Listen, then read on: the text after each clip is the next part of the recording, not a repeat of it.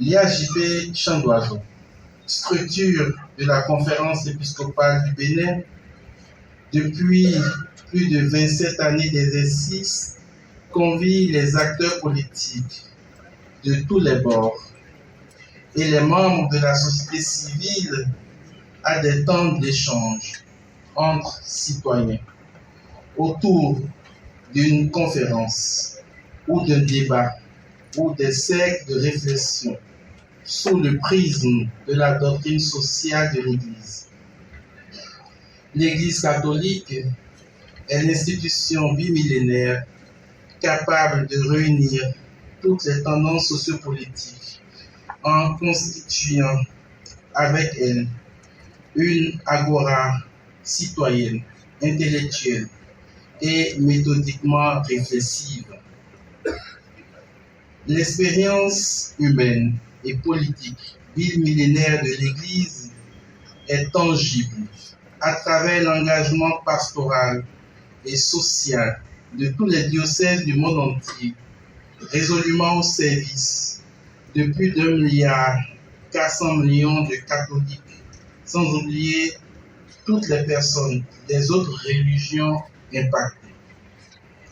Et plus encore, la structuration interne du gouvernement du Saint-Siège, ainsi que les actions publiques de la diplomatie vaticane, comptant près de 190 représentations diplomatiques dans le monde, avec l'impulsion des institutions sociales et caritatives, montre le caractère éminemment politique, renforçant indubitablement le poids de la maturité bimillénaire.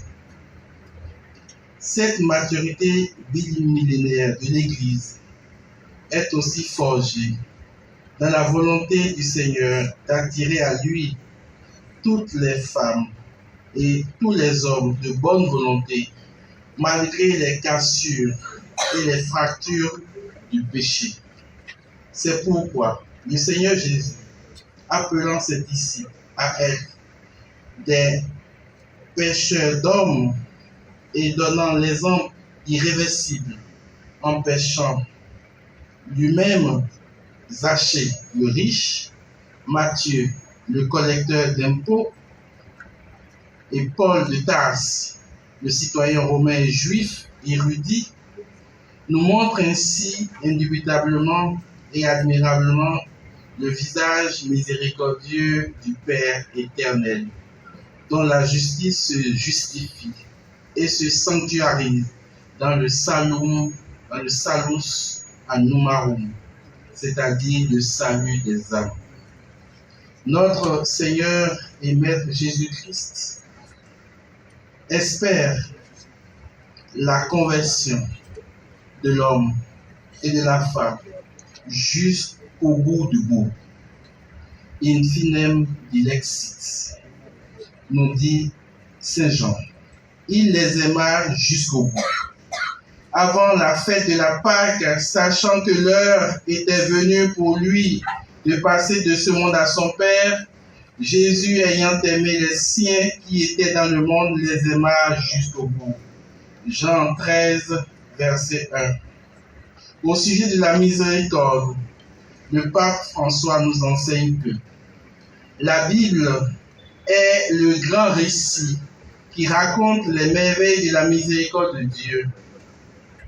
Chaque page est baignée par l'amour du Père qui, depuis la création, a voulu imprimer dans l'univers les signes de son amour.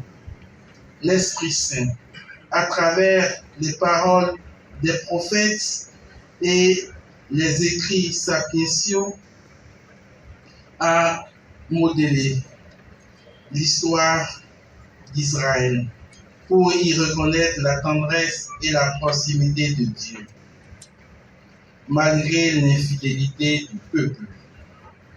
La vie de Jésus et sa prédication marquent de façon déterminante l'histoire de la communauté chrétienne qui a compris sa propre mission à partir du mandat donné par le Christ d'être l'instrument permanent de sa miséricorde et de son pardon. Jean 20, verset 23. À travers l'Écriture sainte, maintenue vivante dans la foi de l'Église, le Seigneur continue de parler à son épouse et lui montre les chemins à parcourir pour que l'évangile du salut parvienne à tous. Je désire vivement, dit le pape François, que la parole de Dieu soit toujours davantage célébrée, connue et diffusée, pour qu'à travers elle, le mystère d'amour qui jaillit de cette source de miséricorde soit toujours mieux compris. C'est ce que rappelle clairement l'apôtre. Toute l'écriture est inspirée par Dieu. Elle est utile pour enseigner, dénoncer le mal, redresser, éduquer dans la justice. 2 Timothée 3, verset 16. Lettre apostolique. Miséricordia et misera du Saint-Père François, en concluant le jubilé extraordinaire de la miséricorde, publié le 21 novembre 2016, numéro 7. L'Église catholique s'inscrit dans la dynamique miséricordieuse christique lorsqu'elle scrute, examine, analyse et se prononce sur les problèmes de notre temps. Elle ne stigmatise aucune personne, aucune catégorie d'individus. Bien au contraire, elle écoute et dialogue avec tous les hommes et toutes les femmes de son temps, même si on lui fait des procès d'intention de façon courante. Une célèbre journaliste vaticane, Caroline Pigosi, expliquait sur un plateau de télévision française que les organes de presse et les acteurs des médias parlent librement du pape et de l'Église sans être inquiétés. Ils ne sont jamais poursuivis, affirme-t-elle. Et en plus, elle ajoute que, au cours des voyages dans l'avion, avec le pape François en particulier, on lui pose directement et sans filtre toutes les questions, même celles qui dérangent. Elle conclut que le pape François est un excellent communicateur et un souverain pontife très politique. Le pape lui-même dit ceci aux journalistes. Les journalistes, a poursuivi le pape, ont la possibilité de tomber dans 4 mauvaises attitudes qui les menacent constamment et desquelles ils doivent se défendre. Il y a des médias qui calomnient sans aucun problème. Le premier écueil, explique-t-il, est celui de la désinformation. Deuxième risque, celui de la calomnie. Le troisième, la diffamation.